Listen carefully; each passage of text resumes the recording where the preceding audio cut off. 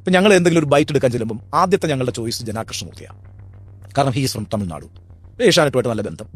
അപ്പം അതുകൊണ്ട് ജനാകൃഷ്ണമൂർത്തിയുടെ ബൈറ്റ് എടുക്കും. ഇപ്പം ജനാകൃഷ്ണമൂർത്തി ഇല്ല എങ്കിൽ പിന്നെ വെങ്കയ്യ നായിഡുവാണ് ഞങ്ങളുടെ ഓപ്ഷൻ.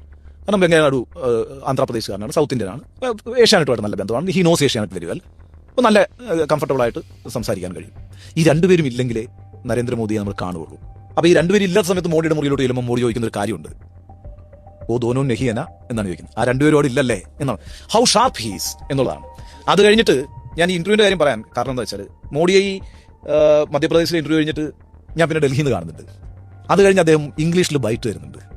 അന്ന് അദ്ദേഹത്തിനോട് ചോദിച്ചൊരു ചോദ്യമുണ്ട്, അഭി മേര അംഗ്രേസി കൈസേ ഹേ, ഇപ്പൊ എന്റെ ഇംഗ്ലീഷ് എങ്ങനെയുണ്ട് എന്നുള്ളത്.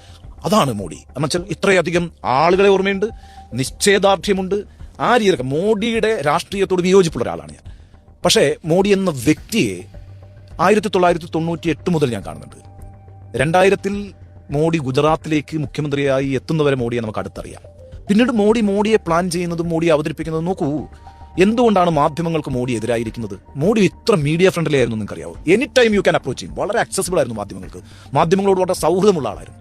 പക്ഷേ ഗുജറാത്ത് കലാപത്തിന് ശേഷം മോഡിയെ ഒരു വലിയ വില്ലനായിട്ട് മാധ്യമങ്ങൾ ചിത്രീകരിച്ചു. അങ്ങനെ ചിത്രീകരിച്ചുകൊണ്ട് മോദി മാധ്യമങ്ങൾക്കെതിരായി. പിന്നെ മാധ്യമങ്ങളില്ലാതെയാണ് മോഡിയുടെ മുഴുവൻ വളർച്ചയും ഉണ്ടായിട്ടുള്ളത്. 2014 മോഡി പ്രധാനമന്ത്രിയാകുമ്പോൾ മോഡിക്ക് ഒരു മാധ്യമത്തിന്റെയും പിന്തുണയില്ല. അങ്ങനെ ഒരു മാധ്യമത്തെ പിന്നെ മോഡി എന്തിനാണ് പരിഗണിക്കേണ്ടത്?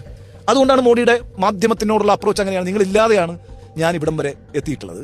പിന്നെ നിങ്ങളുടെ ഒരു സഹായം എനിക്ക് ഇനി തുടർന്നും വേണ്ട എന്നുള്ളതാണ്.